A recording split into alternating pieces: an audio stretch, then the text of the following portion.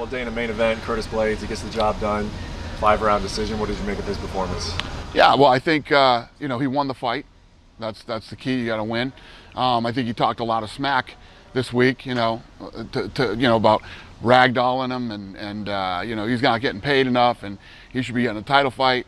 When you talk that kind of smack, you should probably back it up when you show up, and I don't think he did that tonight. As far as the last one, the title shot, where is he, do you think, in terms of... Francis Ngannou is next.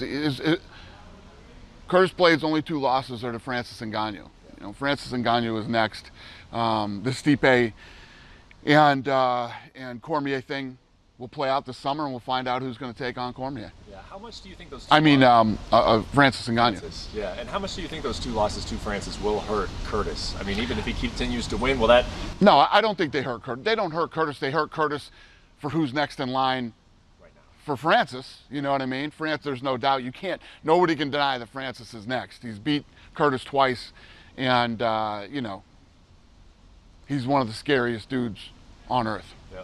Co-main event, you know, Emmett versus Burgos. Everyone thought it was going to be a good fight going in. Is that the best fight you've seen so far this year? Yeah. Well, the problem for those guys, that's definitely fight of the night, and it's definitely a candidate for fight of the year. The problem is Joanna Jędrzejczyk versus Weili Zhang happened this year. You know what I mean? And when you look at what was on the line and how sick that fight was, and it was 5 rounds, and you know, that's a tough one to beat. But tonight was incredible. Both of these guys showed, first of all, Emmett with his knee in the first round, stays in the fight, continues to throw bombs and power punches. Burgos takes the punches and you know, gets dropped and gets back up, stayed in the fight right till the end, and then at the end, Emmett closed the show and dominated the fight and, you know, put the exclamation point on it and won the fight. What's that like for you sitting, you know, behind that face guard? You're by yourself, no one's within 6 feet of you. Usually, you know, you're sitting on, right next to the octagon. There's celebrities sitting behind you, or the thing is full of fans. Have you gotten used to that yet? Listen, obviously, you know, nothing is the same without the fans here. The fans make it so much more fun. But I love fights. We can be sitting in my living room. I can be sitting behind the plexiglass, or I can be sitting in the arena full of people. Yeah. It's all good for me. Yeah. One thing I wanted to ask you about real quick was Max Rohskopf, the guy who Max Rohskopf, the guy who opened up the curtain jerker.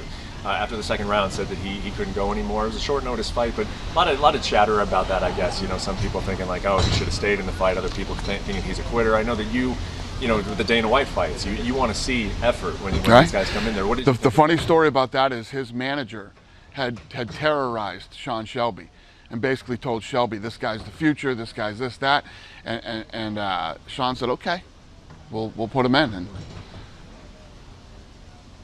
there you go. Will he get a shot? Did you think that another shot? Do you think he's UFC caliber? Do you think he should? Short notice fight. Yeah. I mean, it could go either way, I suppose.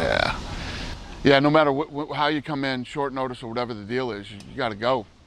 This is go time. This is the big show. This is the big stage, and you know, you got to go. Look, I mean, I'll go back to Curtis Blaydes. I was just ripping him a minute ago, but the reality is, at the end of like the 3rd round, he was breathing so heavy he couldn't stop breathing. But Curtis Blaydes didn't quit. Curtis Blaydes didn't stop after the 3rd round or the 4th round. You could tell he was exhausted. You know, you get to these places where when you're in a fight, there's sometimes that these guys feel like they're going to die because you're so exhausted, you don't think that you can do, and you push yourself and you get there. That's what being in this next level is all about, you know? And even though I was ripping Curtis either because he talked so much this week, you don't come in and have a performance like that. You saw Curtis Blaydes go 5 rounds tonight, you know, when I'm sure he thought he couldn't get past the 4th or wanted to stop in the 5th. It's what separates you, you know, the people who belong here from the people who don't belong here. It's been a couple weeks since Conor McGregor tweeted he was retired. Any text messages, any type of correspondence between the two of you? Conor McGregor is retired. He's retired. Yeah. Okay. How about Nate Diaz? He's another guy. His name got brought up because Clay Guida's been calling him out a lot. Clay Guida didn't win, but have you heard from him at all during this pandemic? I don't chase guys that don't want to fight. I don't chase guys. We offer guys 3 fights a year. You get 3 fights a year if you don't fight. I got a roster full of people that want to fight. Last question for you, and I've been asked actually from some other reporters who cover other sports at ESPN. Has any other leagues reached out to you to say, hey, you were the first? Do you have any suggestions? Can we take a look at your plan? Yeah, we've sent it to lots of people. Yeah. And Major League Baseball in particular, have you had any correspondence with them? I don't know if we did with Major League Baseball. I don't know. Maybe. Okay. Off the top of my head, I don't know who they are, but yeah, they called and we sent it out to a lot of people. Other fight organizations too. One more thing. Next week, you got Dustin Poirier versus Dan Hooker. Anybody who, looking for something to do next week, what would you tell them about Dustin Poirier versus Dan Hooker? Why is that a fight to watch? Yeah, listen, they're two of the top guys in that division, in a stacked, nasty division. Stylistically, it's a very good fight. Stand up or on the ground, no matter where that fight goes, it's a fun fight. Thank you for watching ESPN on YouTube. For live streaming sports and premium content, subscribe to ESPN+.